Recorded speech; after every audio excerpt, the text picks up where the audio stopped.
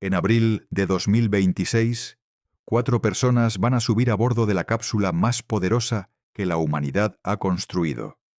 Sentarse encima de un cohete con la fuerza de 8,8 millones de newtons de empuje. Y alejarse de la Tierra, más lejos de lo que ningún ser humano ha ido en 53 años. No van a aterrizar en la Luna, solo van a orbitar. Y ya hay científicos que están argumentando en privado que eso podría matarlos. Música. No estamos hablando de un fallo mecánico. No estamos hablando de un accidente de lanzamiento. Estamos hablando de algo que ninguna ingeniería en el mundo puede solucionar. Algo que existe a 150 millones de kilómetros de distancia y que lleva meses construyendo silenciosamente la tormenta más peligrosa que cualquier astronauta haya enfrentado desde el Apolo 13. El Sol está despertando. Y la NASA sabe exactamente lo que eso significa. Lo que vas a entender al final de este video no es simplemente por qué la Artemis II se retrasó. Eso es la superficie. Lo que vas a entender es por qué la agencia espacial más poderosa de la historia está enviando a 4 personas al espacio profundo, en el momento exacto en que nuestro Sol está en el pico de actividad más violenta de los últimos 20 años. Vas a entender qué es lo que la NASA les dijo a esos astronautas en privado que no aparece en ningún comunicado de prensa. Vas a entender qué sucede realmente en el interior del cuerpo humano cuando queda expuesto a radiación solar fuera del escudo magnético de la Tierra. Vas a entender por qué los modelos que usamos para calcular ese riesgo llevan años equivocándose. Y vas a entender por qué, después de 50 años de ausencia, el momento en que la humanidad decidió volver a la Luna resulta ser exactamente el momento más peligroso para hacerlo en las últimas 2 décadas. O quizás el más necesario. Eso depende de a quién le preguntes. Quédate hasta el final, porque la última pieza de este rompecabezas cambia la forma en que ves toda esta misión. Y una vez que la veas, no puedes dejar de verla. Aquí está lo que necesitas saber antes de seguir. La NASA lleva más de una década trabajando en algo llamado el programa Artemis. El objetivo, en su versión más simple, es devolver a los seres humanos a la Luna. Primero en orbitar, luego en aterrizar, y eventualmente construir algo permanente allí. El nombre no es accidental. En la mitología griega, Artemis era la diosa de la Luna, y también era la hermana gemela de Apolo. El mensaje es obvio. Esto es la continuación de lo que empezó en 1969. La misión Artemis I se lanzó en noviembre de 2022, sin tripulación. Solo una cápsula llamada Orion, atornillada encima del cohete más potente que la humanidad ha construido, el SLS, el Sistema de Lanzamiento Espacial. 25 días. 270.000 millas desde la Tierra. Regresó sin problemas. Ahora viene la Artemis II. Y esta tiene tripulación. 4. Astronautas. Reed Wiseman, comandante.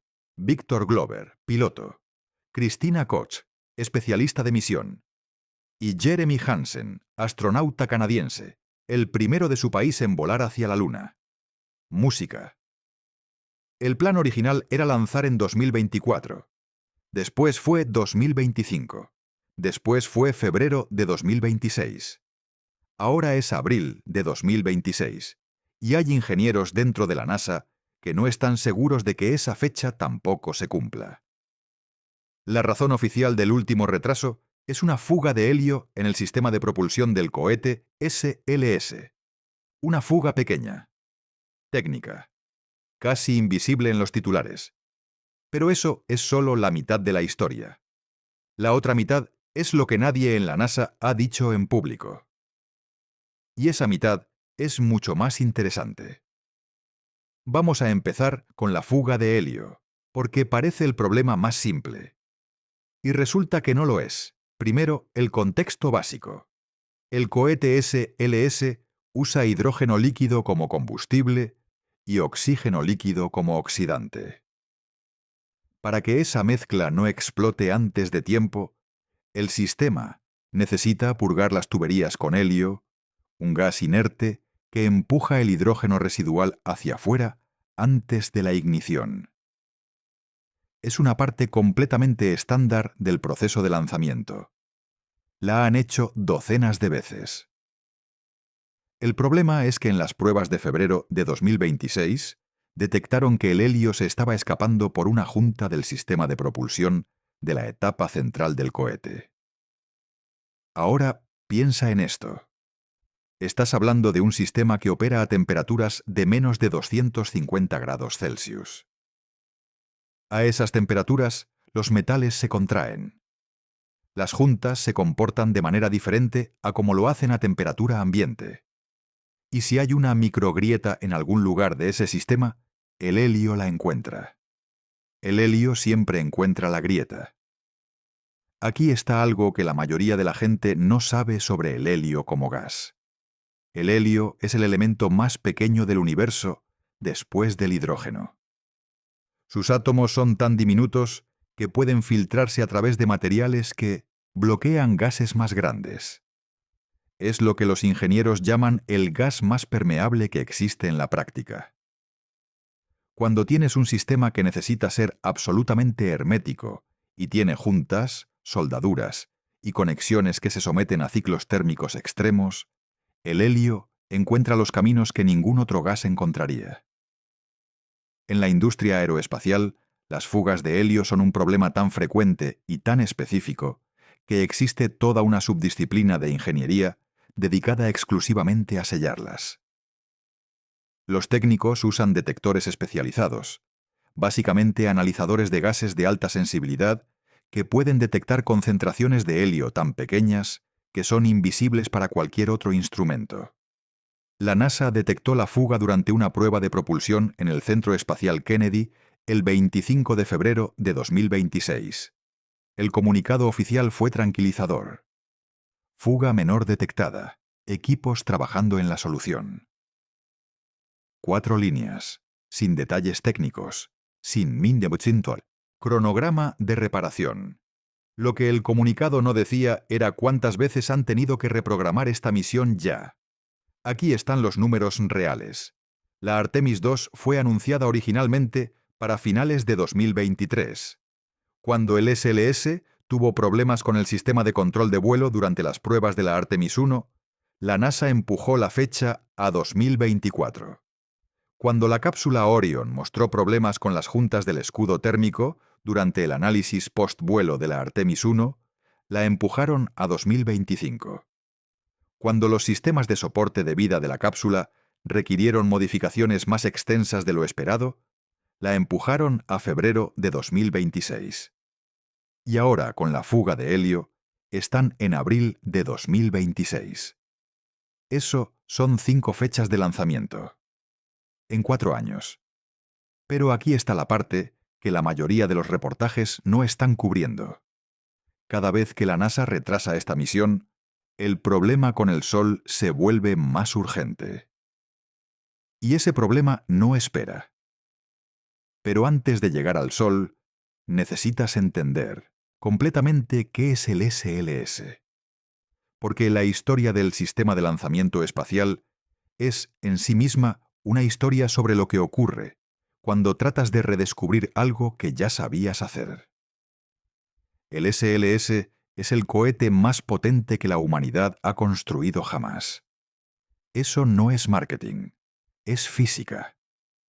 En su configuración Block 1, con el que vuela la Artemis II, produce 39,1 meganewtons de empuje en el despegue.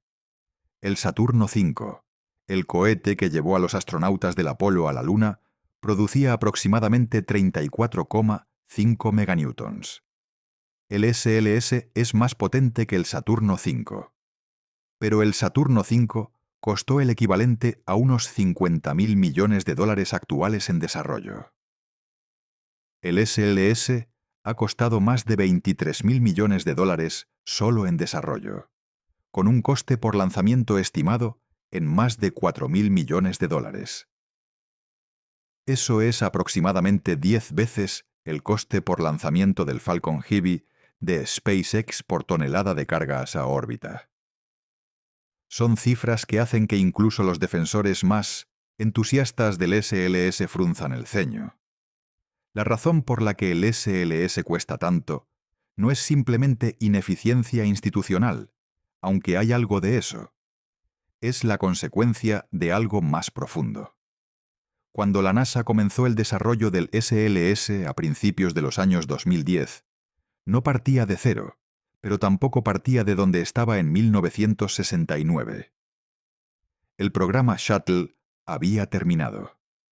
Las instalaciones de fabricación del Saturno V se habían reconvertido. Los equipos que habían diseñado y construido los motores F1 del Saturno V llevaban décadas jubilados. Los planos originales existían, pero los procesos de fabricación específicos, los trucos de ingeniería que los técnicos de los años 60 habían desarrollado por prueba y error, esos no estaban en los planos. En 2013, la NASA tuvo que financiar un proyecto de arqueología industrial para recuperar algunos de los procesos de fabricación del motor F1. Literalmente, arqueología. Buscando en archivos, entrevistando a los ingenieros, todavía vivos, intentando reconstruir el conocimiento tácito que se había perdido durante décadas de inactividad. Es como si hubieran construido la catedral más impresionante del mundo. Y 50 años después, intentaran construir otra usando solo los planos y sin ninguno de los maestros constructores originales. Para la Artemis II, la NASA optó por usar motores RS-25, que son versiones modernizadas de los motores del transbordador espacial. Técnicamente sólidos, probados, pero también extraordinariamente caros de producir. Cada motor RS-25 cuesta aproximadamente 146 millones de dólares. El SLS Block 1 usa 4. Solo los motores del cohete cuestan más de 580 millones de dólares. Hay un debate que lleva años abierto dentro de la comunidad espacial sobre si el SLS tiene sentido económico o si SpaceX con el Starship UV-3 que está a punto de hacer su primer vuelo orbital va a hacer que el SLS sea obsoleto antes de que complete siquiera la mitad de las misiones Artemis planificadas. Ese debate es real, tiene defensores serios en ambos lados, y no tiene una respuesta limpia. Lo que sí tiene es consecuencias políticas y presupuestarias enormes que explicarán muchas de las decisiones que la NASA toma en los próximos 5 años. Pero eso sigue siendo la superficie. La capa debajo de la superficie, la que importa para entender la Artemis II y su relación con el Sol, es esta. Cada retraso en el programa Artemis tiene un coste que no aparece en los presupuestos. No en dólares, en tiempo solar. Para entender por qué, necesitas entender lo que es un ciclo solar. El Sol no es una bola de fuego constante y uniforme. Es una estrella con personalidad propia. Tiene ciclos de actividad que duran aproximadamente 11 años. En el punto más bajo del ciclo, llamado mínimo solar, el Sol está relativamente tranquilo. Hay pocas manchas solares, pocas erupciones, pocas tormentas de partículas. En el punto más alto, el máximo solar, el Sol se vuelve violentamente activo. Las manchas solares se multiplican. Las erupciones solares explotan hacia el espacio. Y lo más peligroso de todo, las eyecciones de masa coronal, enormes nubes de plasma cargado, salen disparadas a millones de kilómetros por hora en cualquier dirección, incluyendo hacia la Tierra.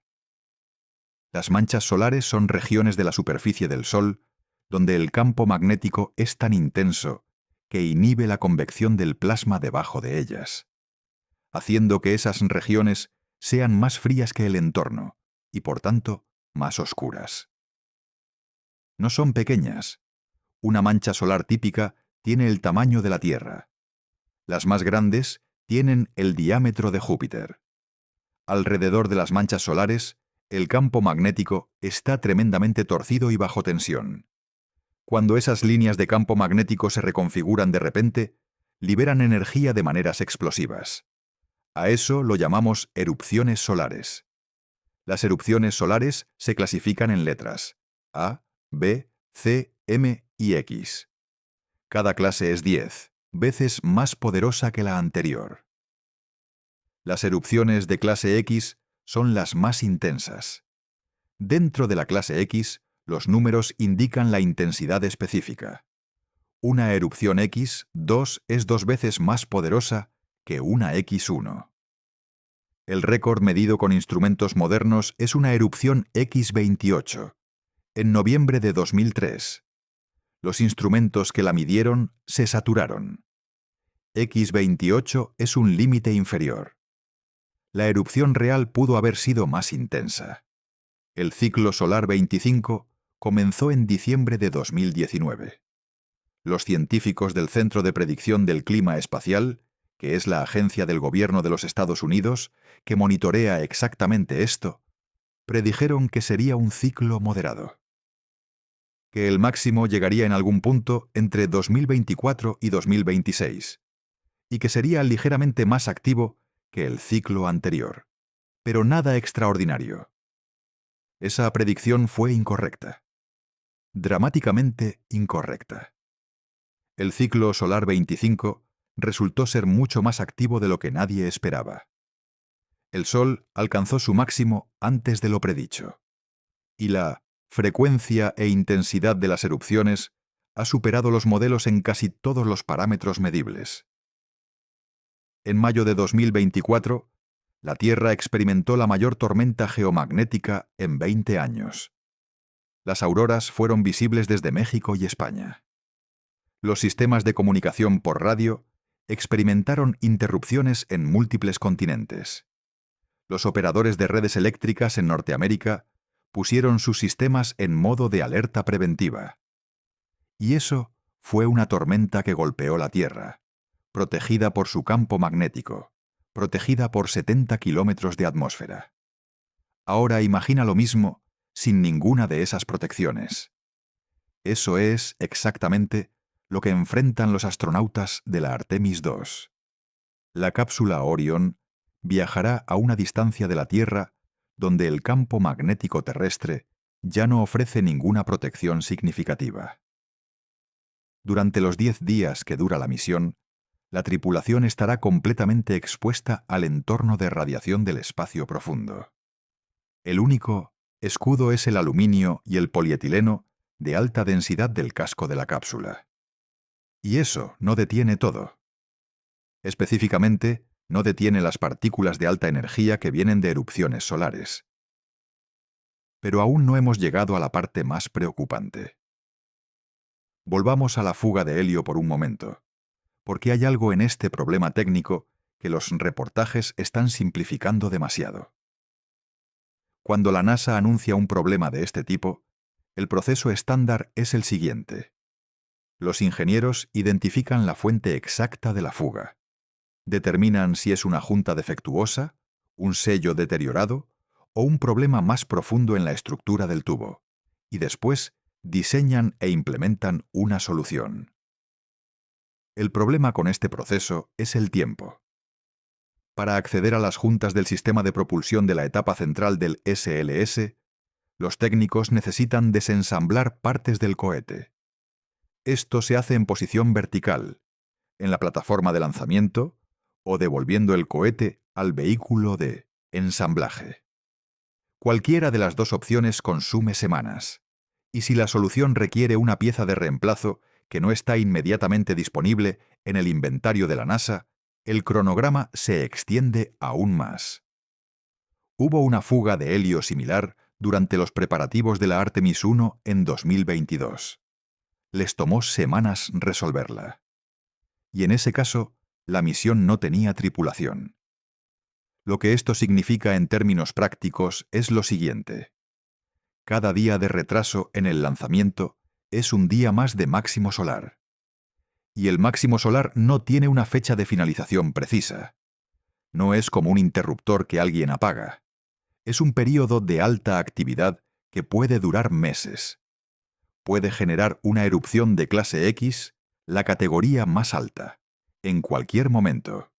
Y si esa erupción de clase X ocurre mientras los 4 astronautas de la Artemis II están en el espacio profundo, sin el escudo magnético de la Tierra, la situación se convierte en algo que los manuales de la NASA clasifican bajo un eufemismo muy específico. Lo llaman evento de partículas de alta energía. Los médicos de radiación lo llaman algo diferente.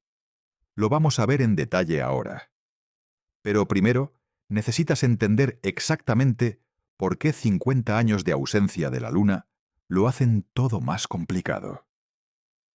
En diciembre de 1972, el astronauta Harrison Schmitt se subió a la escalera del módulo lunar Challenger, miró hacia atrás por última vez al suelo gris de la Luna y subió al interior. Unas horas después, el módulo despegó.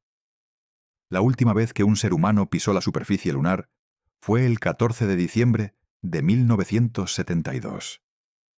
Han pasado más de 50 años. La pregunta que mucha gente hace es ¿por qué? Si llegamos allí en 1969, con computadoras menos potentes que las que hay en tu teléfono, ¿por qué tardamos más de medio siglo en volver? La respuesta oficial siempre ha sido el dinero. El programa Apolo costó el equivalente a más de 280.000 millones de dólares actuales.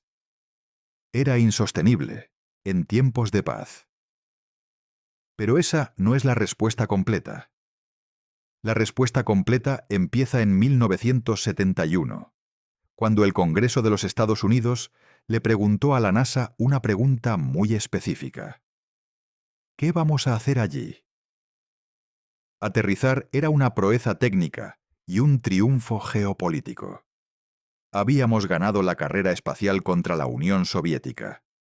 El objetivo había sido llegar primero y lo habíamos conseguido. Pero la ciencia que se podía hacer en la superficie lunar, con los instrumentos disponibles en los años 70, tenía un límite natural. Podías recoger rocas, podías instalar sismómetros, podías tomar fotos. Pero más allá de eso, la Luna en sí misma no era especialmente urgente desde el punto de vista científico. No tenía atmósfera que analizar. No tenía evidencia de actividad biológica. No tenía nada que el Apolo 12 no pudiera resolver con otro viaje. El Congreso redujo el presupuesto. Los Apolo 18, 19 y 20 fueron cancelados. Y el momentum se perdió. Ahora, aquí está la parte que la historia oficial suele omitir. Cuando la NASA perdió el presupuesto para ir a la Luna, no perdió solo el hardware, perdió el conocimiento. Los ingenieros que diseñaron el Saturno V, el cohete que llevó a los astronautas al espacio, empezaron a jubilarse. Los manuales técnicos originales se perdieron parcialmente. La NASA ha admitido públicamente que cuando empezaron a diseñar el SLS a principios de los 2010, tuvieron que redescubrir algunos de los procesos de fabricación que los ingenieros del Apolo habían desarrollado en los años 60. Piénsalo así. Imagina que construiste la catedral más impresionante del mundo en el siglo XIII. Y luego dejaste de construir catedrales durante 300 años.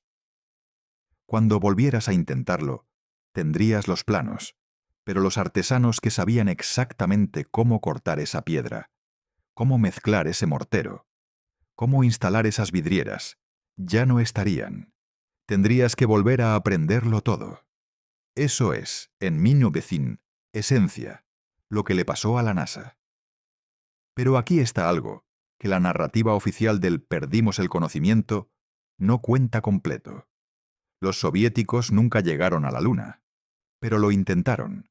El programa N-1, el equivalente soviético al Saturno V, intentó 4 lanzamientos. Los 4 fracasaron. El segundo intento, en julio de 1969, apenas 3 semanas después del alunizaje del Apolo 11, resultó en lo que algunos ingenieros describen como la mayor explosión no nuclear de la historia en ese momento. El cohete explotó en la plataforma de lanzamiento. El cráter resultante era visible en fotografías satelitales. La Unión Soviética no admitió públicamente que había habido un intento hasta los años 90. El fracaso del N-1 tuvo consecuencias que van más allá de la derrota en la carrera espacial. Demostró que los problemas de los sistemas complejos de propulsión no se resuelven solo con dinero y voluntad política.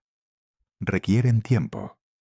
Requieren el tipo de conocimiento acumulado que solo se construye a través del fracaso repetido y controlado.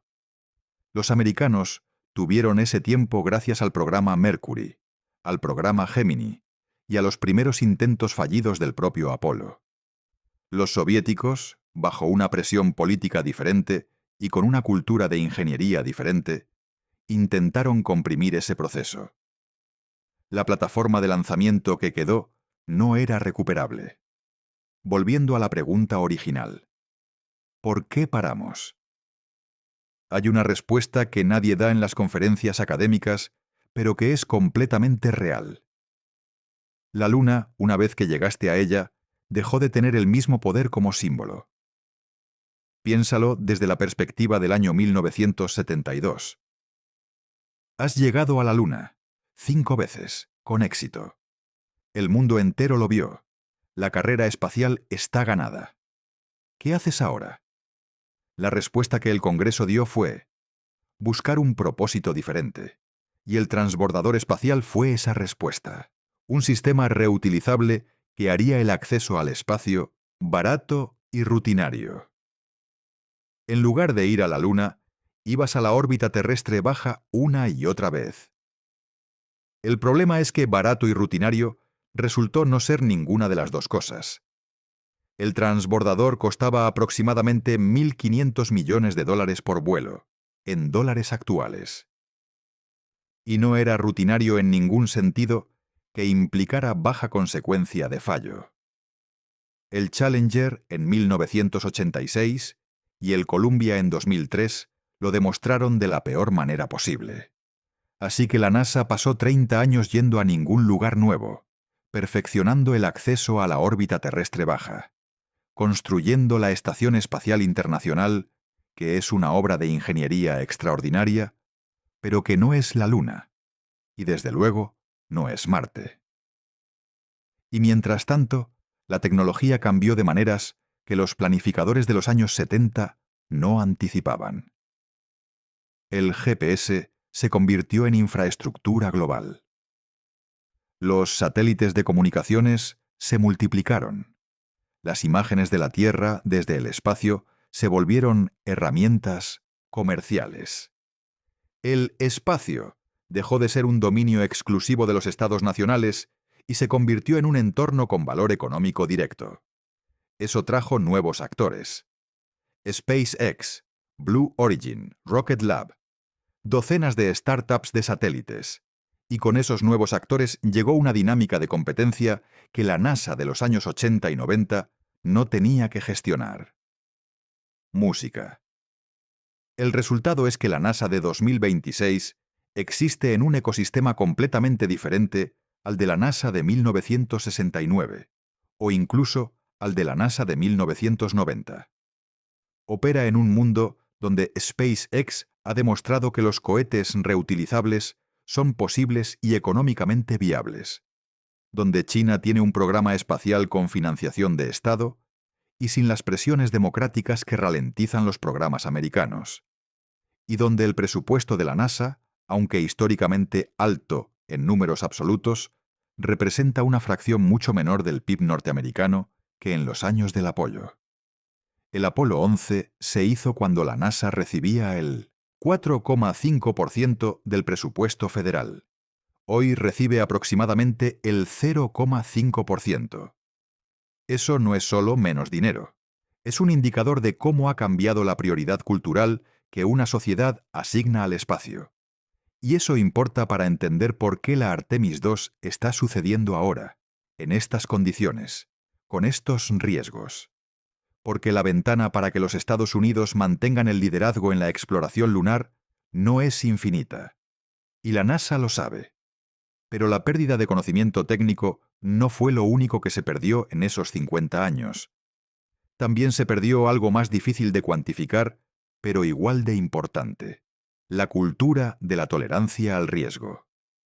En los años 60, la NASA operaba bajo una presión geopolítica tan intensa y un entusiasmo público tan genuino que estaba dispuesta a asumir niveles de riesgo que hoy serían inconcebibles.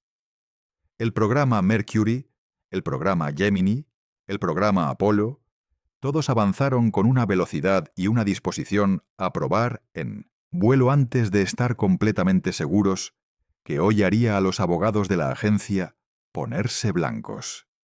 El accidente del Apolo 1, en enero de 1967, en el que 3 astronautas murieron durante un ensayo en tierra, cuando un incendio arrasó la cápsula, cambió algo en la cultura de la NASA.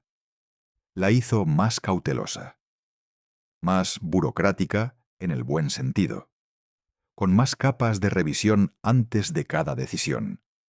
Y el accidente del transbordador Challenger en 1986 y del Columbia en 2003 reforzaron ese cambio cultural de maneras que todavía se sienten en cada decisión de programa que la NASA toma hoy. Eso no es necesariamente malo. La seguridad importa. Los astronautas son personas reales con familias reales y vidas reales. Pero tiene un coste en velocidad y ambición que es real. La NASA de los años 60 habría ignorado el ciclo solar como un factor de riesgo secundario frente a la urgencia de ganar la carrera espacial. La NASA de 2026 tiene un proceso de revisión de seguridad de radiación que involucra a decenas de expertos, modelos computacionales sofisticados y capas de aprobación institucional. ¿Cuál de las dos es mejor? Eso depende de lo que valores. Si valoras la velocidad y la ambición, los años 60. Si valoras la seguridad, hoy. Si valoras a los astronautas como individuos con derechos y no solo como instrumentos de objetivos nacionales, definitivamente hoy. Pero el resultado de ese cambio cultural es que la NASA de 2026 está decidiendo lanzar la Artemis II en pleno máximo solar, después de análisis de riesgo extensos que concluyen que el riesgo es aceptable. No ignorando el riesgo, calculándolo, documentándolo, aceptándolo. Esa distinción importa. Hay otra consecuencia de los 50 años de ausencia que vale la pena mencionar. En 1972, los seres humanos que habían ido a la Luna y regresado podían contar exactamente qué se siente. Podían decir qué ruidos hacía la cápsula durante la reentrada, qué olía la traje después de 1960, caminar sobre el regolito lunar, cómo se veía la Tierra desde allí, cuánto tiempo tardas en ajustarte a la microgravedad después del lanzamiento. Ese conocimiento experiencial, el que no se puede capturar en datos porque es visceral y personal, se perdió cuando los últimos astronautas del Apollo dejaron de estar en activo. La Artemis II va a regenerar ese conocimiento. No en libros, en personas. En 4 personas específicas que van a volver con algo en los ojos que nadie que haya estado vivo en los últimos 50 años ha tenido. La memoria de haber visto la Tierra entera desde el otro lado de la Luna. Pero antes de llegar a eso, necesitamos hablar de lo que la radiación hace al cuerpo humano. Porque esa historia es más complicada y más inquietante de lo que los comunicados de la NASA generalmente presentan. Imagina que eres un astronauta. Estás dentro de la cápsula Orion, a 400.000 kilómetros de la Tierra. Son las 2 de la mañana, hora del centro de control en Houston. Llevas 6 días en el espacio. 4 más y estarás de vuelta. De repente suena una alarma. No es una alarma de fallo de sistema, es la alarma de radiación. La pantalla principal muestra un pico en el detector de partículas. Un evento de partículas solares acaba de comenzar. Houston te dice que la monitorización indica que el flujo de protones está aumentando. Te dicen que te muevas a la zona de refugio de la cápsula, que es básicamente el compartimento más central, rodeado por el mayor grosor posible de material de la nave. Te dicen que esperes. ¿Cuánto tiempo? Eso depende de la magnitud del evento. Aquí está lo que la radiación solar hace al cuerpo humano con suficiente dosis y suficiente tiempo de exposición. Las partículas de alta energía que llegan durante un evento de partículas solares son principalmente protones. Un protón viajando a velocidades relativistas no se detiene ante una pared de aluminio. Penetra el material, pierde algo de energía en el proceso y continúa. Si llega a tu cuerpo, penetra los tejidos. Cuando una de esas partículas pasa a través de una célula, puede hacer varias cosas. Puede ionizar las moléculas en su camino, rompiendo enlaces químicos. Puede dañar directamente el ADN de la célula. O puede crear radicales libres, moléculas altamente reactivas que después dañan otras moléculas en la célula. El cuerpo humano tiene mecanismos de reparación para el daño por radiación. Los usa constantemente. La radiación de fondo natural, la que recibes simplemente por vivir en la Tierra, ya daña el ADN. Pero los mecanismos de reparación son eficientes a esos niveles. El problema es que esos mecanismos tienen un límite. Si la dosis de radiación supera lo que el cuerpo puede reparar eficientemente, los errores se acumulan. Y los errores en el ADN se traducen en dos categorías de consecuencias: consecuencias a corto plazo y consecuencias a largo plazo. Las consecuencias a corto plazo incluyen lo que los médicos llaman síndrome de radiación aguda. En su forma más leve, náuseas, fatiga, vómitos. En su forma moderada, supresión del sistema inmunológico, descenso del recuento de glóbulos blancos y plaquetas. En su forma severa, fallo de órganos. La dosis necesaria para causar síndrome de radiación aguda en su forma severa, lo que los médicos llaman la dosis letal en 50%, la dosis que matará a la mitad de las personas expuestas sin tratamiento médico, es de aproximadamente 4 grays. Un gray es la cantidad de radiación necesaria para depositar un julio de energía por kilogramo de tejido. ¿Cuánta radiación produce un evento de partículas solares de clase X en el espacio profundo? Esta es la parte donde los números se vuelven incómodos. El evento de partículas solares de agosto de 1972, que ocurrió entre la misión del Apolo 16 y la del Apolo 17, fue uno de los eventos de radiación solar más intensos jamás registrados. Si cualquiera de los astronautas del Apolo hubiera estado en la superficie lunar durante ese evento, las estimaciones de los modelos modernos sugieren que habrían recibido dosis de entre 1 y 5 grays, dependiendo de dónde estaban exactamente y qué tipo de protección adicional tenían disponible. El evento de agosto de 1972 ocurrió sin previo aviso.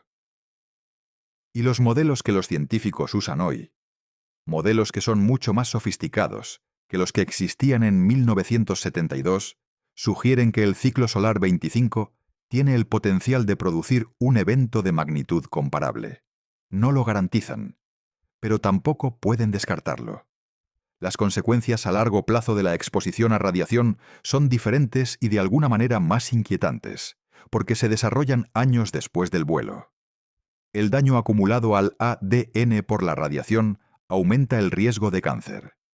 Los astronautas que han pasado tiempo en la órbita terrestre baja, donde la protección es mayor que en el espacio profundo, ya muestran tasas ligeramente elevadas de algunos tipos de cáncer comparadas con la población general.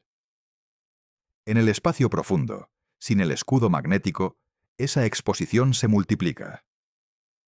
La NASA tiene un sistema de límites de carrera para la exposición a radiación de los astronautas. Estos límites están diseñados para mantener el riesgo adicional de mortalidad por cáncer por debajo del 3% sobre la tasa normal. Son límites que se aplican a toda la carrera del astronauta, no a una sola misión. Una misión al espacio profundo, durante un máximo solar, puede consumir una fracción significativa de esa carrera entera en 10 días. Pero hay un tercer efecto de la radiación que los comunicados de la NASA raramente mencionan en términos tan directos. El cerebro.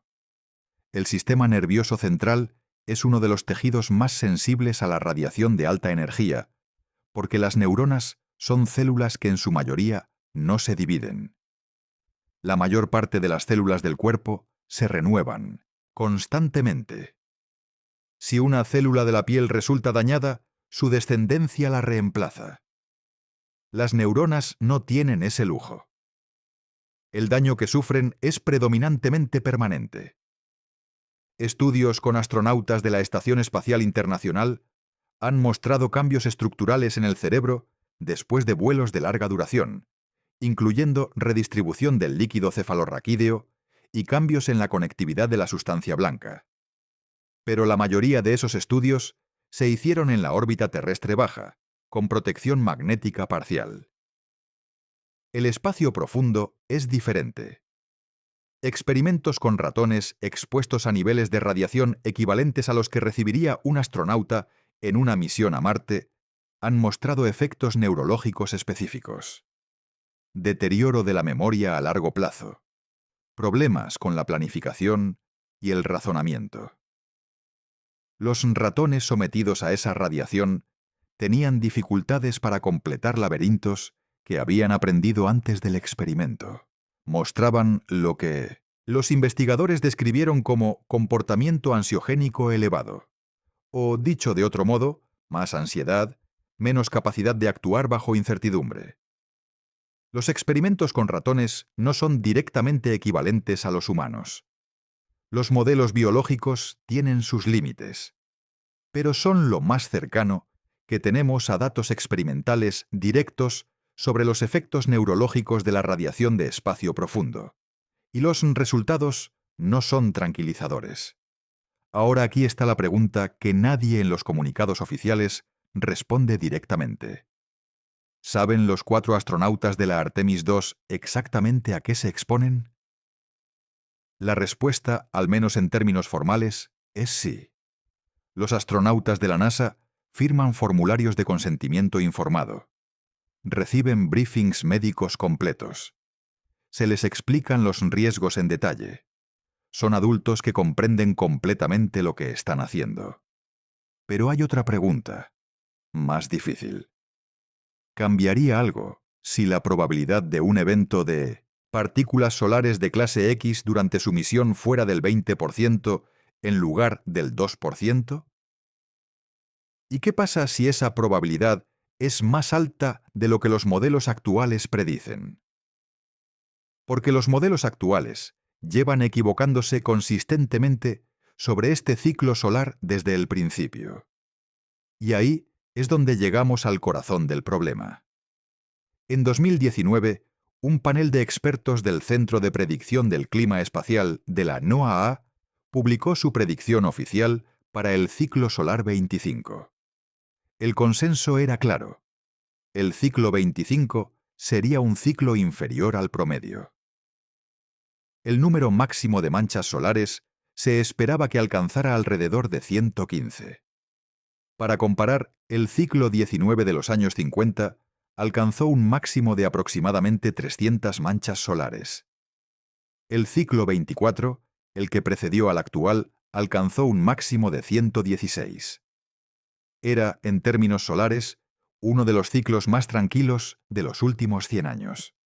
El consenso de 2019 decía que el ciclo 25 sería similar al 24. Moderado, predecible, manejable. Esa predicción fue incorrecta. El ciclo 25 alcanzó su máximo antes de lo previsto, entre 2024 y 2025, y lo superó con amplitud. Las manchas solares alcanzaron números que los modelos no anticipaban. La frecuencia de las erupciones de clase M y X fue mayor de lo proyectado en prácticamente todos los intervalos de tiempo medidos. ¿Por qué los modelos se equivocaron? porque el Sol es extraordinariamente difícil de predecir. A diferencia del movimiento de los planetas, que es determinista y predecible con precisión extraordinaria siglos en el futuro, la dinámica interna del Sol está gobernada por procesos de convección turbulenta y electromagnetismo que son inherentemente caóticos en el sentido matemático del término. Pequeñas variaciones en las condiciones iniciales se amplifican con el tiempo de maneras que ningún modelo actual puede capturar completamente. Piénsalo así. Predecir el tiempo atmosférico de la Tierra es un problema difícil. Tenemos miles de estaciones meteorológicas, docenas de satélites y supercomputadoras que procesan petabytes de datos. Y aún así, las predicciones a más de 10 días tienen una precisión significativamente reducida. A 2 semanas son poco más que tendencias estadísticas. Ahora imagina el mismo problema, pero el objeto que estás tratando de predecir tiene 109 veces el diámetro de la Tierra. Contiene el 99,86% de toda la masa del sistema solar, y su interior es una sopa de plasma a 15 millones de grados Celsius. Los modelos del ciclo solar se basan principalmente en la observación del número de manchas solares y en el monitoreo del campo magnético polar del Sol. El campo magnético polar del Sol se invierte cada 11 años, más o menos en sincronía con el máximo del ciclo. La intensidad del campo magnético polar, al principio de un nuevo ciclo, es uno de los mejores predictores disponibles de la intensidad del ciclo siguiente. Cuando comenzó el ciclo 25, en 2019, el campo magnético polar del Sol era más débil de lo habitual. Eso llevó a los expertos a predecir un ciclo débil. Pero había otro factor que los modelos no capturaron bien: las interacciones entre los diferentes ciclos de actividad magnética del Sol. El Sol tiene ciclos de corto plazo de 11 años, pero también tiene ciclos de largo plazo. El ciclo de Gleisberg dura aproximadamente 100 años. El ciclo de Suez-de-Vries dura unos 200 años. Cuando estos ciclos de largo plazo coinciden con el máximo de un ciclo corto, pueden amplificar la actividad de maneras que los modelos de ciclo simple no capturan. Algunos investigadores argumentan que eso es exactamente lo que está pasando ahora. Hay algo más que vale la pena entender sobre cómo funcionan las erupciones solares, porque la mayoría de los artículos de prensa las presentan de una forma que simplifica demasiado el mecanismo. Cuando una mancha solar se forma en la superficie del Sol, no es simplemente una zona fría. Es el extremo visible de una estructura magnética tridimensional que se extiende hacia las capas internas del Sol. Imagina el campo magnético del Sol como cables invisibles que atraviesan el interior de la estrella. En la superficie, esos cables emergen, forman bucles y regresan al interior. Las manchas solares son los puntos donde esos cables magnéticos son especialmente densos y retorcidos. El problema es que el Sol no es sólido, es plasma. Y el plasma en diferentes latitudes del Sol rota a velocidades diferentes. El ecuador solar rota más rápido que los polos. Eso tuerce y enreda los cables magnéticos con el tiempo. Como si tuvieras un montón de elásticos en las manos y fueras girando una mano más rápido que la otra. Eventualmente, los elásticos se enredan tanto que algo tiene que ceder. Cuando las líneas de campo magnético se reconectan de forma explosiva, liberan energía en forma de erupciones solares. Energía total liberada en una erupción de clase X puede equivaler a miles de millones de bombas de hidrógeno detonando simultáneamente. Y lo que más preocupa a los físicos solares no son las erupciones en sí, son las eyecciones de masa coronal que pueden acompañarlas. Una eyección de masa coronal es literalmente un pedazo del Sol que sale disparado hacia el espacio. Una nube de plasma magnetizado, de decenas de miles a centenares de miles de kilómetros de diámetro, viajando entre 253.000 kilómetros por segundo. Si esa nube está dirigida hacia la Tierra o hacia la posición de la cápsula Orion, puede llegar en cuestión de horas a días dependiendo de su velocidad. Las partículas energéticas asociadas con las erupciones solares más intensas viajan más rápido. Algunas se acercan al 10% de la velocidad de la luz. Esas pueden llegar en minutos. Minutos no es tiempo suficiente para mucho. Es suficiente para mover a la tripulación al refugio si el sistema de alerta temprana funciona correctamente y si la tripulación responde con la velocidad de reacción que los protocolos requieren. No es suficiente para hacer nada más. Y aquí está algo que los análisis de riesgo de las misiones Apolo no contemplaban de forma completa, pero que los modelos modernos sí incluyen. El efecto de las erupciones solares no es solo la lluvia de partículas energéticas directas, es también la perturbación del campo magnético interplanetario que genera una erupción y una eyección de masa coronal. Cuando una eyección de masa coronal llega a la posición de la nave, primero llega la onda de choque, una onda de compresión magnética que viaja delante de la nube de plasma. Esa onda de choque puede acelerar partículas que ya estaban presentes en el viento solar a energías mucho más altas de lo habitual. Partículas que en condiciones normales no serían especialmente peligrosas se convierten, de repente, en un riesgo adicional. El resultado es que durante y después de una eyección de masa coronal, el entorno de radiación en el espacio profundo es más peligroso de lo que solo la lluvia de partículas directas de la erupción indicaría. El modelo de riesgo completo tiene que incluir esta contribución secundaria. Los modelos más simples, los que se usan en briefings públicos, a veces no lo hacen de forma explícita. Pero la parte que más debería hacerte pensar no es el Sol en sí. Es lo que pasó en mayo de 2024. El 10 de mayo de 2024, la Tierra experimentó la mayor tormenta geomagnética en 20 años. Las auroras boreales fueron visibles desde estados del sur de los Estados Unidos, desde España, desde partes del norte de África. Los sistemas de radio de alta frecuencia experimentaron interrupciones. Los operadores de redes eléctricas en Norteamérica pusieron sus sistemas en modo de alerta preventiva. En los titulares se presentó principalmente como un fenómeno visual espectacular. Fotos hermosas de auroras sobre Madrid, sobre Florida, sobre lugares donde normalmente son invisibles. Pero para los ingenieros de la NASA que estaban trabajando en los preparativos de la Artemis II, esa tormenta fue algo diferente.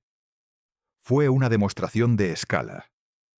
Una tormenta de esa magnitud en la Tierra, con todo el escudo magnético y la atmósfera protegiéndola, generó interrupciones en los sistemas de comunicación y estrés en las redes eléctricas. En el espacio profundo, sin protección, la misma tormenta habría sido un evento de radiación significativo para cualquier tripulación expuesta. No necesariamente letal. Probablemente no. Pero significativo. Y en los meses entre mayo de 2024 y el momento de este vídeo, el Sol ha tenido erupciones de clase 10 adicionales. Ha habido eyecciones de masa coronal dirigidas hacia el espacio interior del sistema solar. El nivel de actividad ha sido consistentemente más alto de lo que los modelos de 2019 predicieron. El Centro de Predicción del Clima Espacial actualiza sus pronósticos continuamente. Sus mejores modelos actuales sugieren que el máximo del ciclo 25 puede haber ocurrido ya, o puede estar ocurriendo ahora mismo, en el período entre finales de 2024 y mediados de 2026. Este es el período exacto en que la NASA está intentando lanzar la Artemis II. Aquí está la ironía que nadie en la NASA va a decir en público. Si hubieran lanzado en 2024, como estaba originalmente planeado, la misión habría coincidido con el pico de actividad solar más intenso.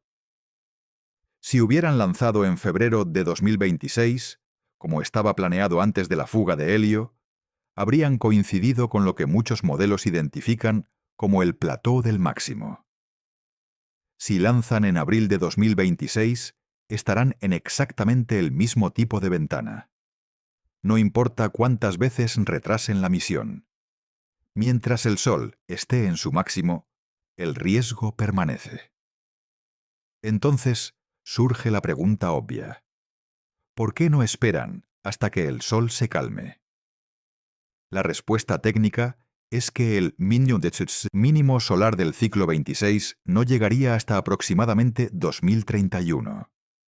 Esperar 5 años más tiene implicaciones políticas, presupuestarias y de programa que la NASA no puede permitirse. La competencia china en la exploración lunar no espera. El contrato con SpaceX para el módulo de aterrizaje del Artemis 3 tiene fechas y penalizaciones. El Congreso que autorizó el presupuesto está mirando los resultados.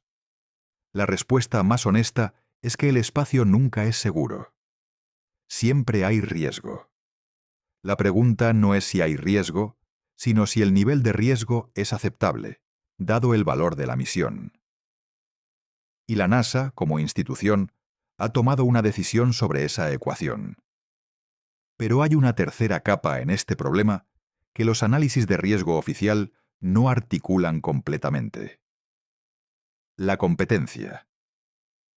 En los años 60, la carrera espacial era literal. Los Estados Unidos y la Unión Soviética competían con un sentido de urgencia existencial.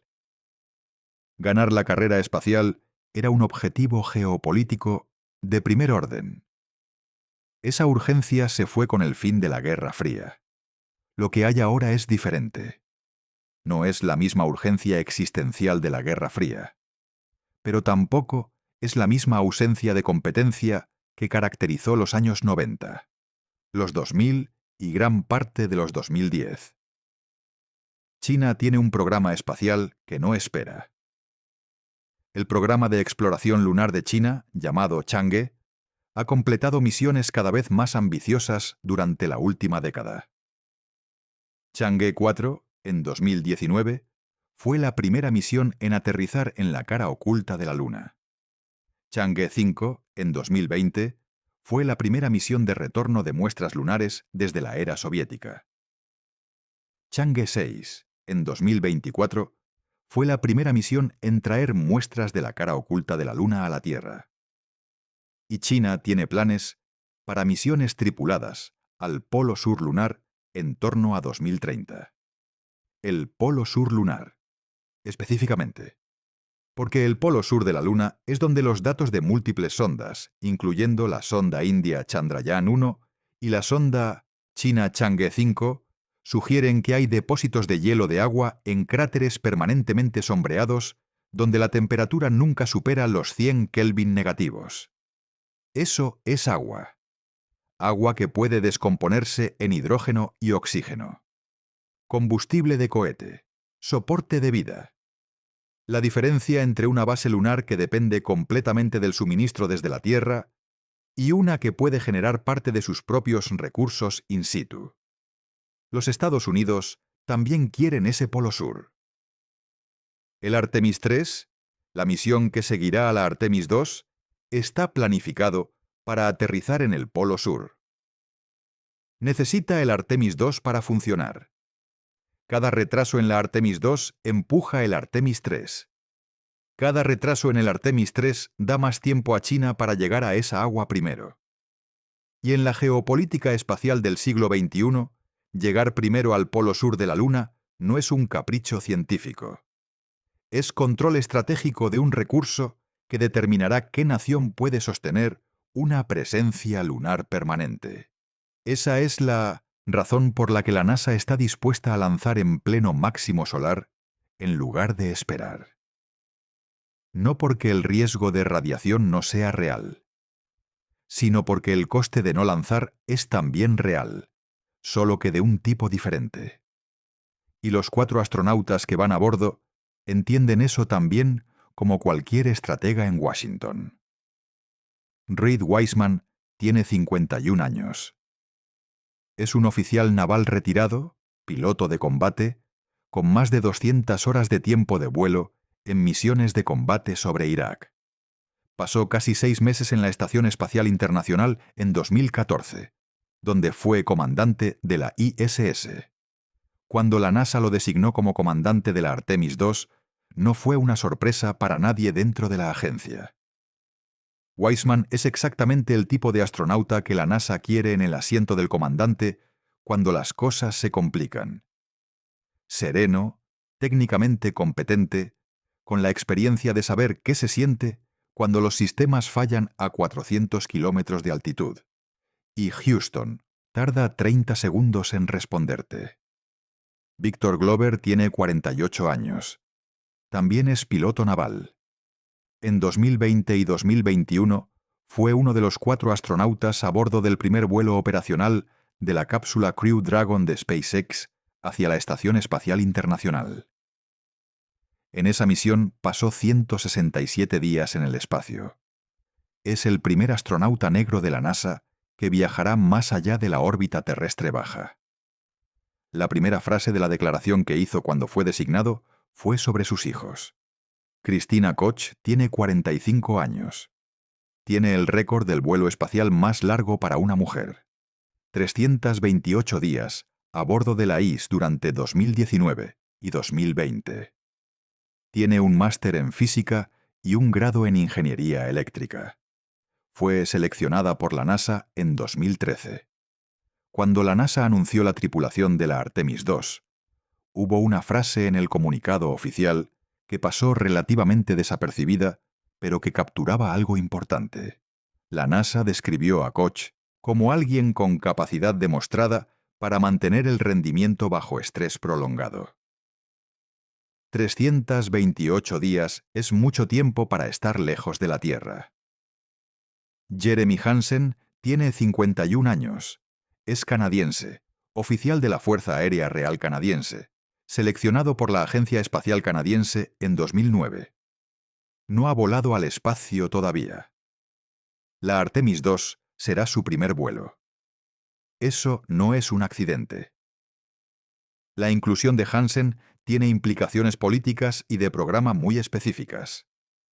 Canadá es uno de los socios más importantes del programa Artemis. La Agencia Espacial Canadiense proporcionó el Canadarm3, el sistema de brazo robótico de próxima generación para la futura Estación Espacial Lunar Gateway. A cambio, Canadá recibió un asiento en la primera misión tripulada lunar. Es diplomacia espacial, tan real y calculada como cualquier tratado internacional. Lo que une a estos 4 no es solo la formación técnica, es algo más específico. Los 4 son de la generación que creció viendo el final del programa Apolo. Los 4 son demasiado jóvenes para haber visto el alunizaje del Apolo 11 con sus propios ojos. Pero son de la generación que creció con esas imágenes como parte del paisaje cultural, como una promesa hecha a la humanidad que después se canceló por razones que tenían más que ver con política que con capacidad. Ninguno de los 4 ha dicho esto en exactamente esas palabras en una rueda de prensa. Pero en las entrevistas más largas, en las que se alejan de los mensajes preparados, la frase que repiten en variaciones es siempre la misma. Esperaban toda su vida esto. Hay algo que vale la pena detenerse a pensar aquí. La Artemis II no aterriza en la Luna. Orbita la Luna.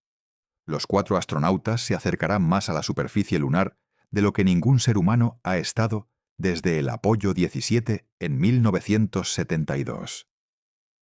Orbitan durante varios días y después regresan. Desde la perspectiva de los objetivos de la misión, es principalmente una prueba de sistemas. Verificar que la cápsula Orion funciona correctamente con tripulación en el entorno de espacio profundo, que los sistemas de soporte de vida aguantan los 10 días, que las comunicaciones funcionan a esa distancia, que el escudo térmico que protegerá a los astronautas durante la reentrada funciona bajo las condiciones reales. Es, en esencia, un test de vuelo muy elaborado y muy caro. Pero la Artemis II tiene una diferencia fundamental respecto a cualquier test de vuelo que la NASA haya hecho antes. La trayectoria. La cápsula Orion no va directamente a la Luna y regresa. El perfil de misión de la Artemis II usa lo que los ingenieros llaman una trayectoria de libre retorno híbrida. La cápsula se lanza hacia la Luna, orbita la Luna en una trayectoria específica, y después usa la gravedad lunar para redirigirse de vuelta hacia la Tierra, de una forma que no requiere un encendido de motor adicional para el retorno. El Apolo 8, en 1968, usó una trayectoria similar. Esa trayectoria tiene una propiedad particular que es importante para entender la exposición a radiación. En diferentes puntos de la trayectoria, la distancia de la nave respecto a la Tierra varía enormemente. En los puntos más alejados, cuando la nave está detrás de la Luna, está a casi 400.000 kilómetros de la Tierra. A esa distancia, el campo magnético de la Tierra no existe. La nave y sus 4 ocupantes están en el espacio profundo sin ninguna protección magnética. El escudo magnético de la Tierra, la magnetosfera, se extiende entre 50 y 60.000 kilómetros en la dirección del Sol y hasta varios cientos de miles de kilómetros en la dirección opuesta, formando una cola magnetosférica.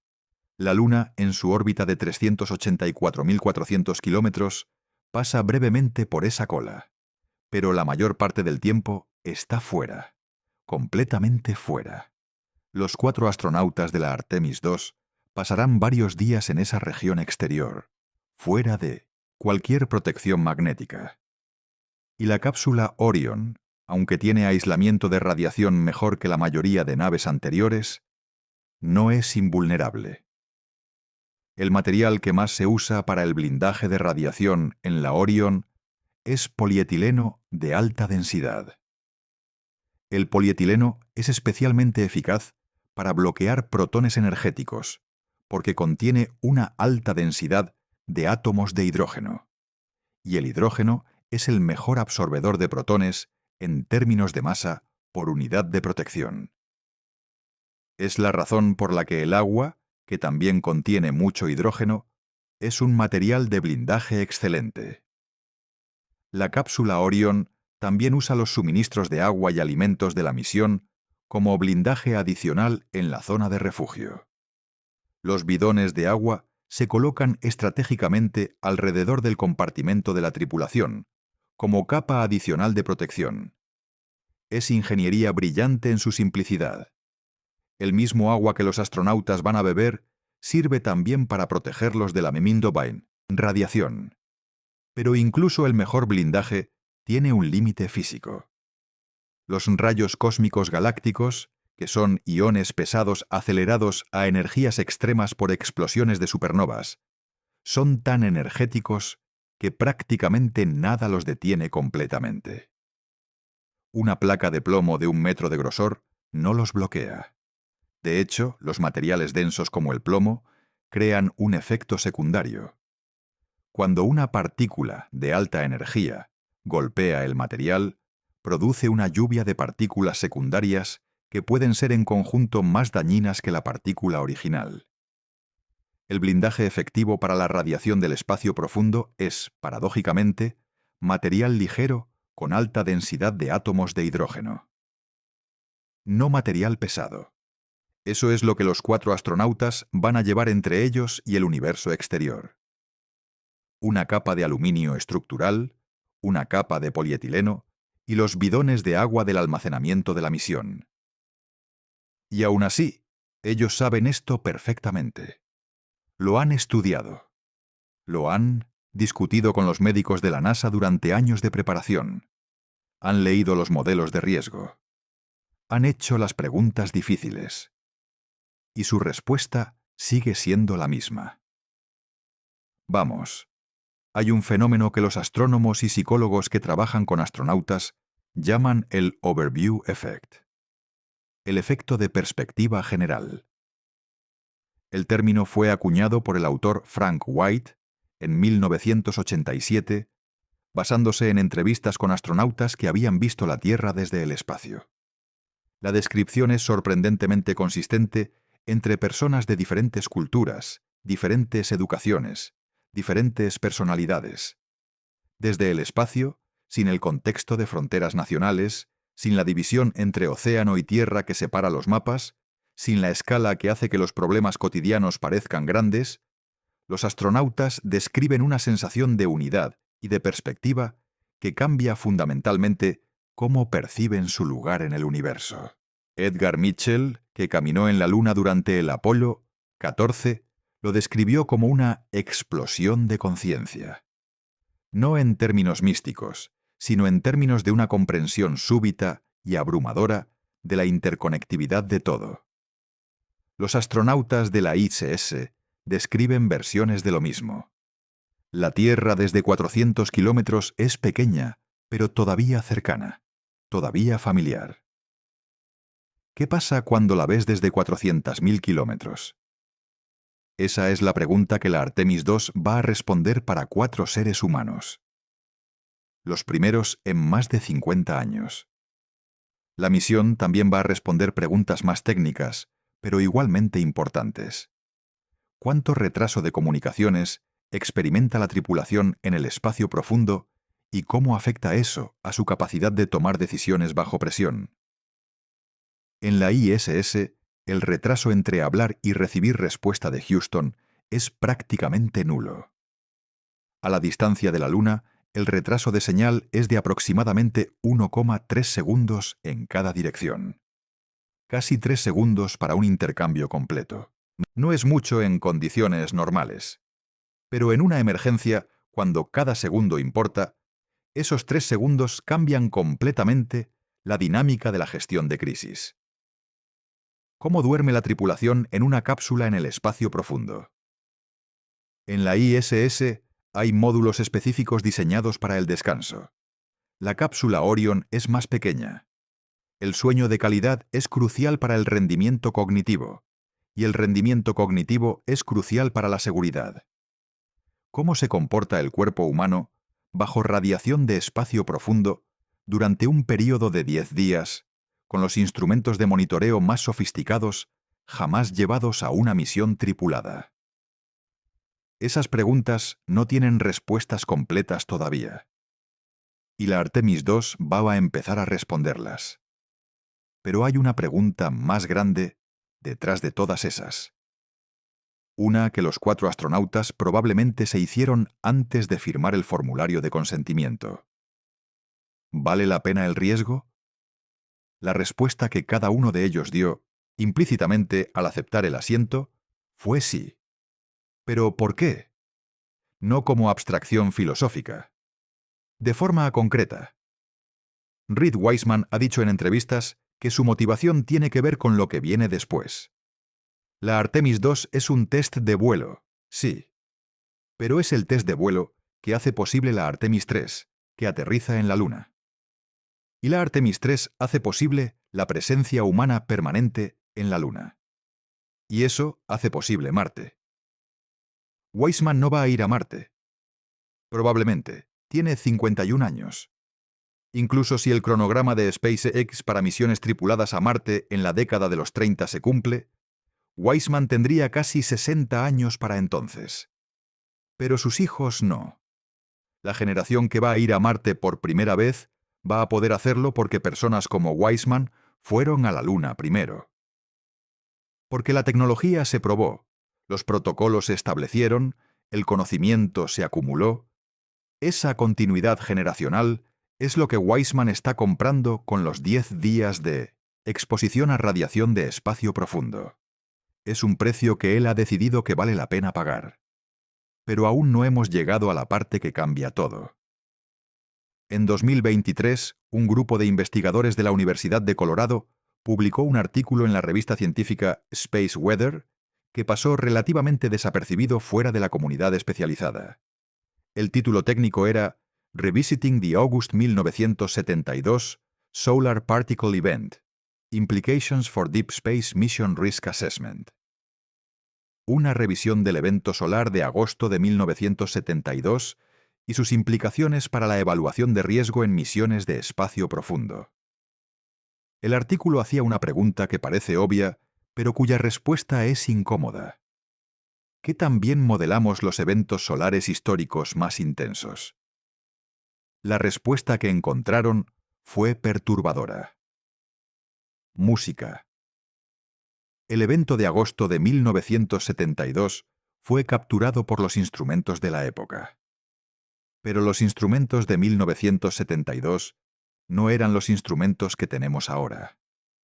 Las mediciones disponibles eran fragmentarias, tenían brechas temporales, y se hicieron con tecnología que hoy consideraríamos primitiva comparada con los satélites modernos de monitoreo solar. Lo que el artículo de 2023 hacía era intentar reconstruir ese evento usando modelos físicos modernos y comparándolo con los datos fragmentarios disponibles. El resultado fue perturbador. Los modelos modernos sugerían que el evento de agosto de 1972 pudo haber sido considerablemente más intenso que lo que los instrumentos de la época capturaron.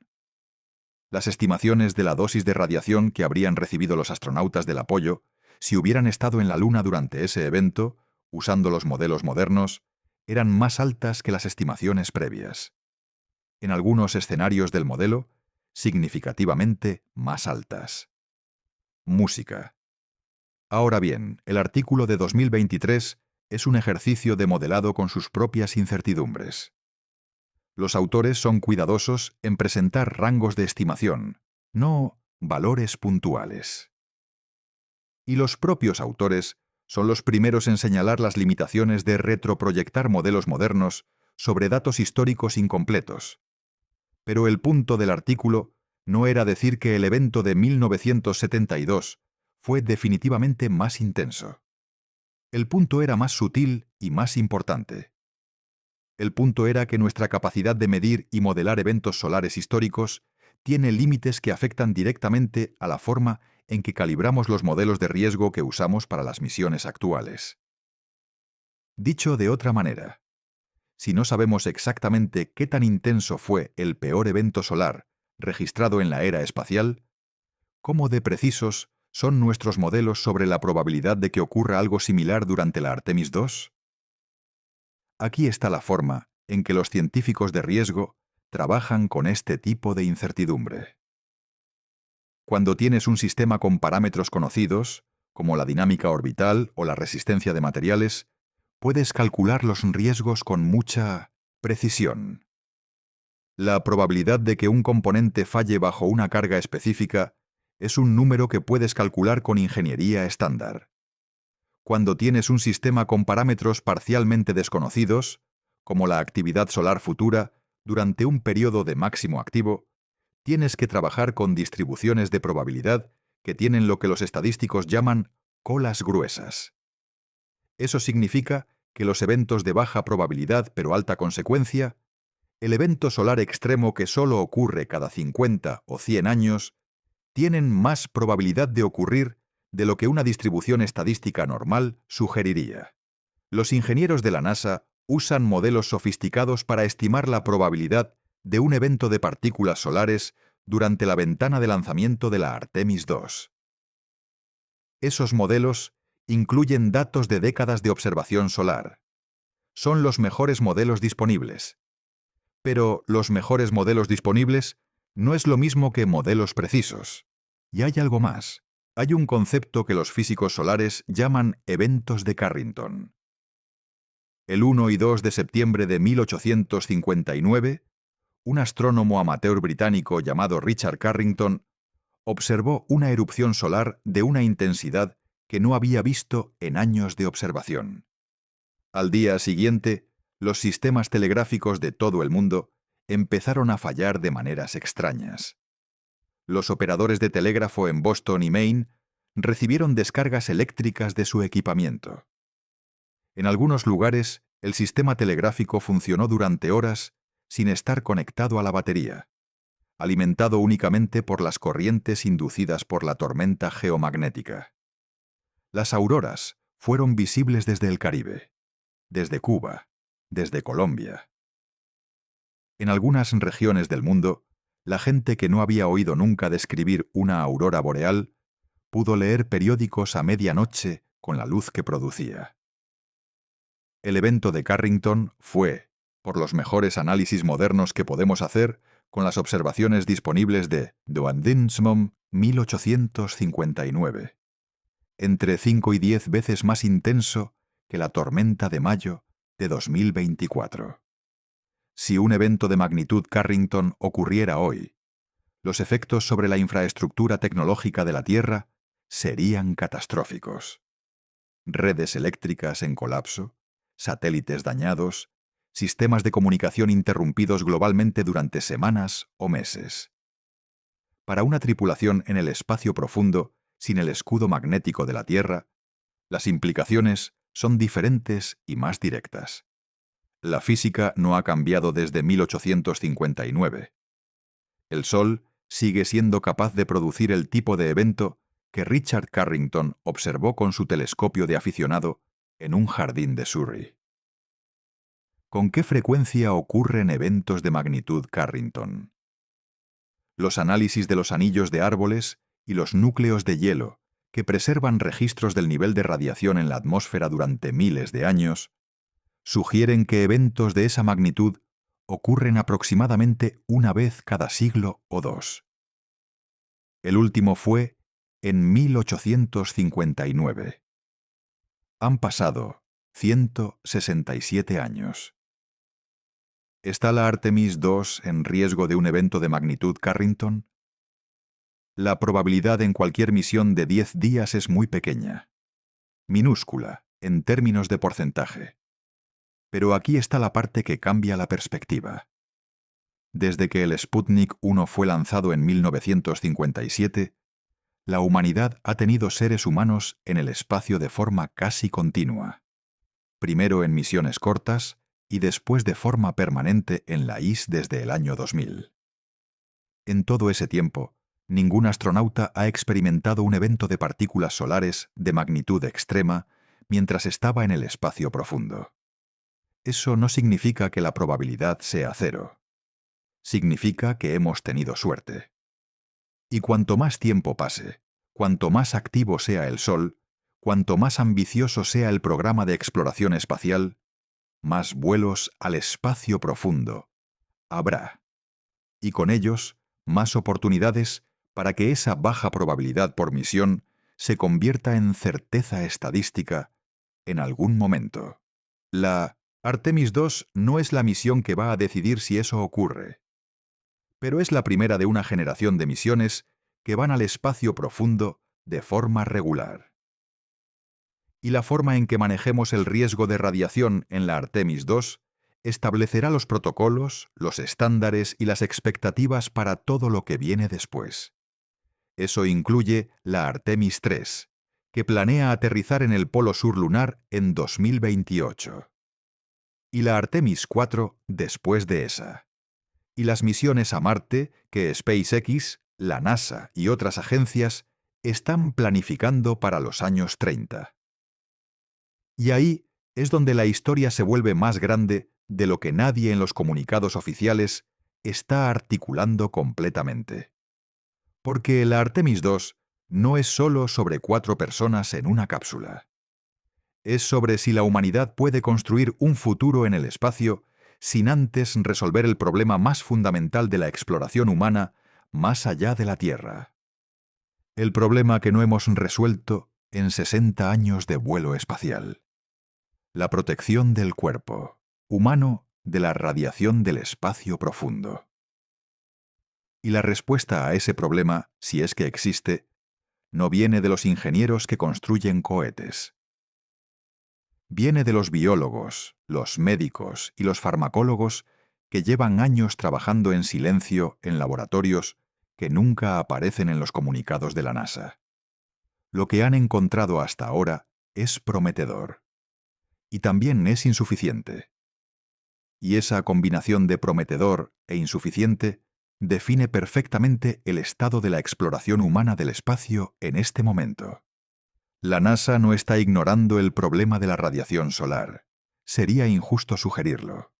Los ingenieros y médicos de la NASA llevan años trabajando en este problema. La cápsula Orion tiene instrumentos de monitoreo de radiación que darán a la tripulación datos en tiempo real sobre su exposición acumulada.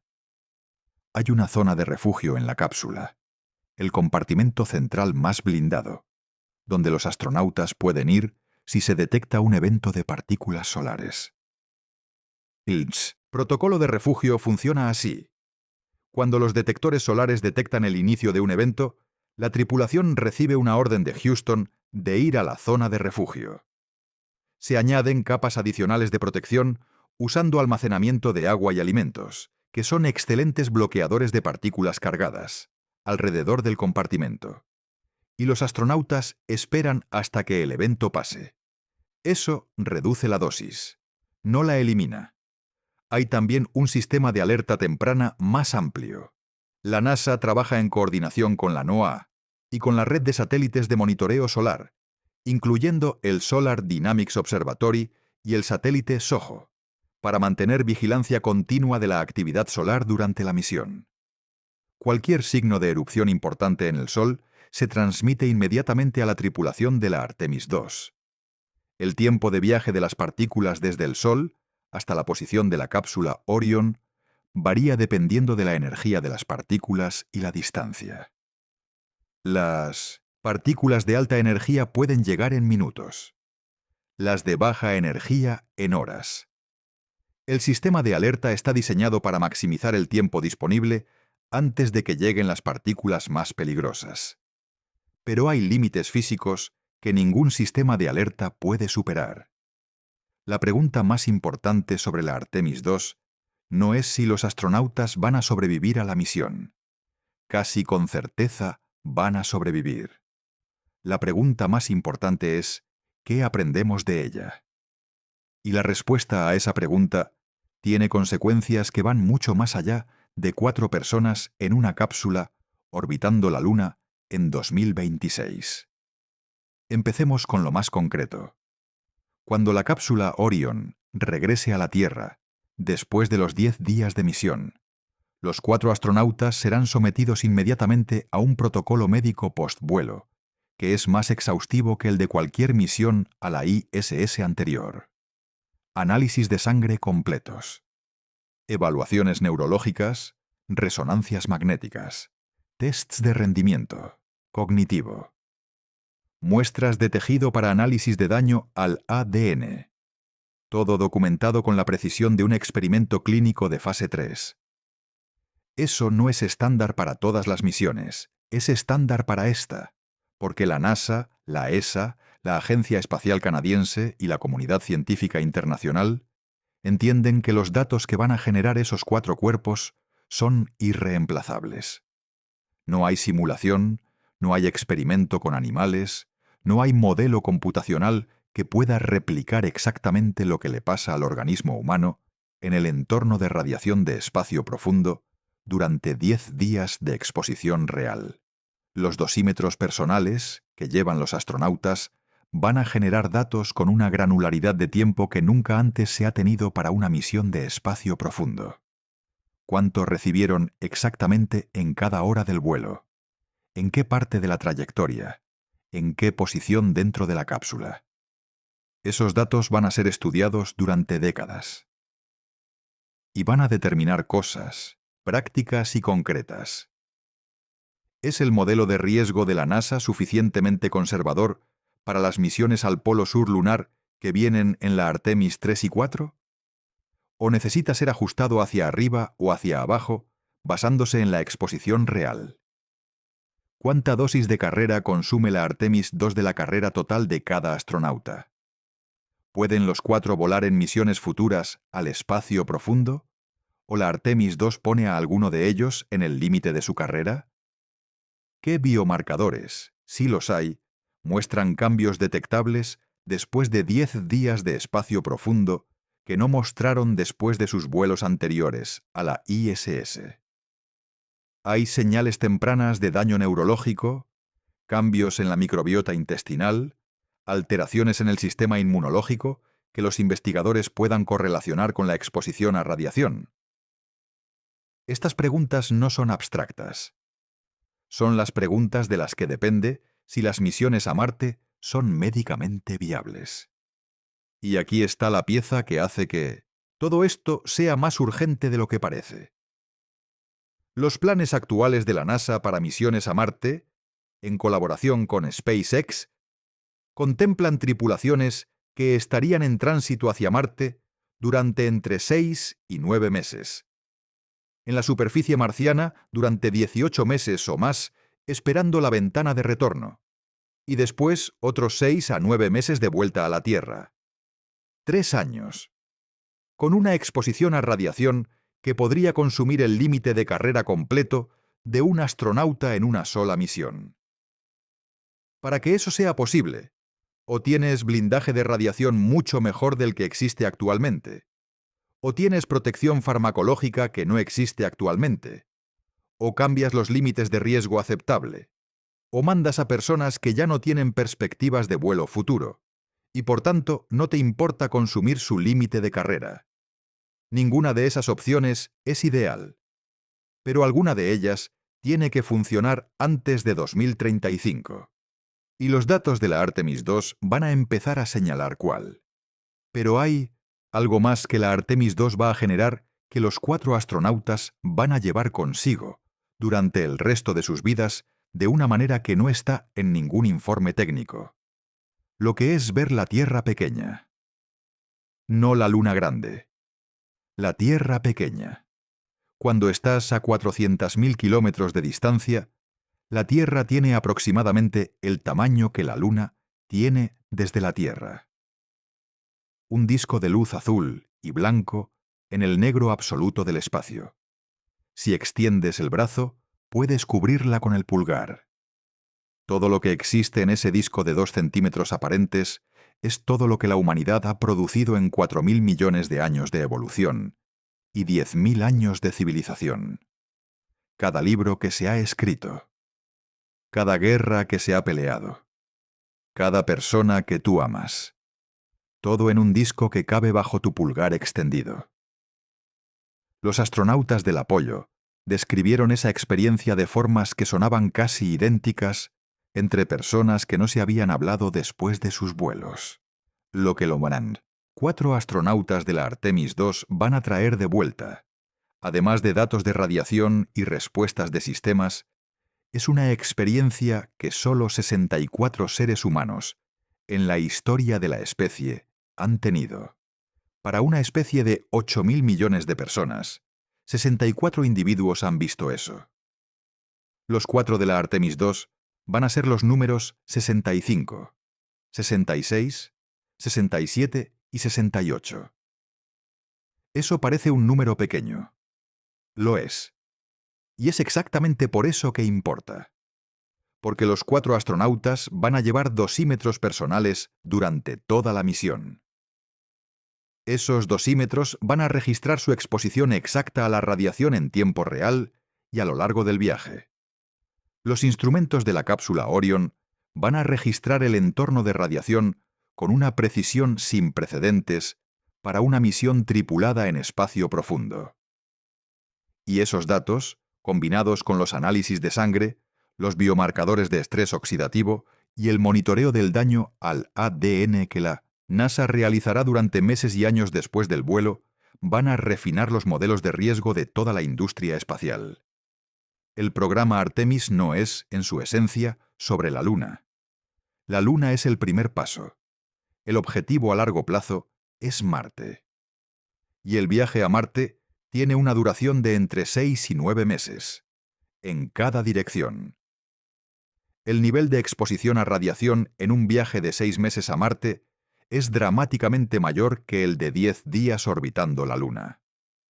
Los modelos sugieren que un astronauta en un viaje de ida a Marte recibiría una dosis de radiación de entre 0,3 y 0,6 sieverts. Eso es el equivalente a entre 300 y 600 radiografías de tórax. Y dependiendo del nivel de actividad solar durante el viaje, podría ser más. La dosis límite de carrera que la NASA establece para sus astronautas es de aproximadamente 1 a 3 sieverts, dependiendo de la edad y el sexo del astronauta. Un viaje de ida y vuelta a Marte puede consumir ese límite de carrera completo en una sola misión.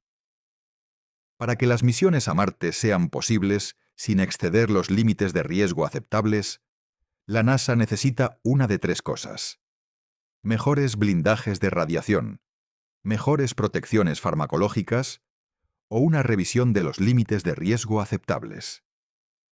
Las tres opciones están siendo investigadas actualmente. Los blindajes de radiación son limitados por la física.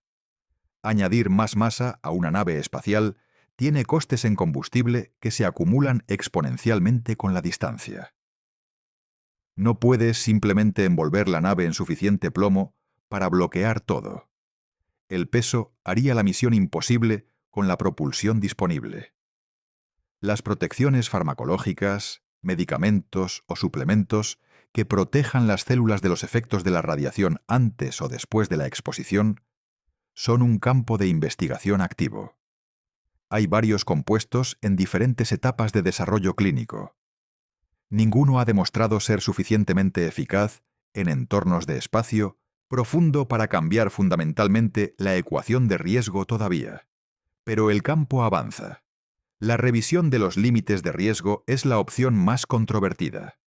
Los límites actuales se establecieron basándose en los mejores datos disponibles y en consideraciones éticas sobre el riesgo que es aceptable pedirle a un empleado del gobierno que asuma.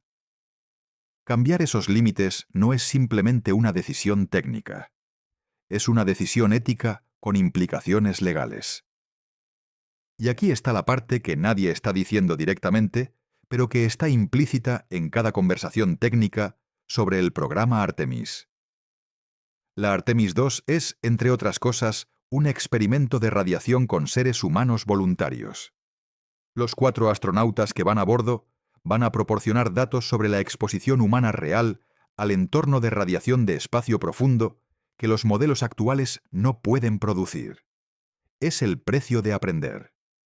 Y es un precio que 4 personas eligieron voluntariamente pagar. Eso merece una pausa. Porque hay algo en la naturaleza de lo que están haciendo estos 4 que va más allá del trabajo, más allá de la ingeniería, más allá incluso del valor físico convencional. Los 4 astronautas de la Artemis II no son héroes en el sentido hollywoodense de la palabra. Son algo más específico y más interesante. Son científicos cobayas, con doctorados y miles de horas de vuelo que eligieron conscientemente exponerse a riesgo real para generar datos que beneficiarán a personas que todavía no han nacido. Eso es la exploración espacial en su forma más honesta. Y hay una consecuencia de esa exposición que nadie en la NASA está publicitando, pero que es completamente real. Los 4 astronautas de la Artemis II van a pasar el resto de sus vidas siendo monitorizados. Análisis de sangre regulares. Resonancias magnéticas cerebrales. Evaluaciones cognitivas. Seguimiento de cualquier diagnosis de cáncer. Todo documentado. Todo correlacionado con los datos de radiación de la misión. No como castigo, como ciencia. Durante las próximas décadas, esos 4 individuos van a ser algunos de los seres humanos más estudiados de la historia, no por quiénes son como personas, sino por lo que sus cuerpos revelan sobre los efectos a largo plazo de la radiación de espacio profundo en el organismo humano. Es un tipo peculiar de legado, pero es real. Y los datos que generen van a determinar si las misiones a Marte, en la década de los 30, son posibles sin matar a la tripulación, o si el problema de la radiación es el obstáculo fundamental que impide que los seres humanos se conviertan en una especie multiplanetaria. Eso es lo que está en juego en la Artemis II. No 4 vidas. Potencialmente toda la trayectoria del futuro humano en el espacio. Hay un patrón en la historia de la exploración humana que se repite con una regularidad casi cómica si no fuera porque implica riesgo de vida. Siempre que la humanidad se ha lanzado a explorar lo desconocido, siempre, sin excepción, ha habido un momento en que la tecnología disponible no era suficiente para garantizar la seguridad de los exploradores. Magallanes lo sabía cuando salió de Sanlúcar de Barrameda en 1519. Los 16 supervivientes de su tripulación que regresaron, de los 245 que salieron, también lo sabían. Amundsen lo sabía cuando llegó al Polo Sur en 1911, 4 semanas antes de que Scott y su equipo llegaran y murieran en el camino de vuelta. Los astronautas del Apolo lo sabían. Neil Armstrong calculaba en sus propias palabras que la probabilidad de que el Apolo 11 regresara con éxito era de aproximadamente el 50%. 50%. Una moneda al aire. Y aquí está el patrón que nadie verbaliza en las ruedas de prensa de la NASA. Cada vez que hemos enviado a seres humanos a un lugar donde la tecnología no garantizaba completamente su seguridad, no hemos aprendido solo tecnología. Hemos aprendido qué significa ser humano de una manera que no es posible en un laboratorio, en una simulación, en una reunión de gestión de riesgos. Los astronautas del Apolo no solo trajeron rocas de la Luna, trajeron fotos de la Tierra. Específicamente, en diciembre de 1968, los astronautas del Apolo 8 tomaron la foto Earthrise, la primera imagen de la Tierra vista desde la órbita lunar.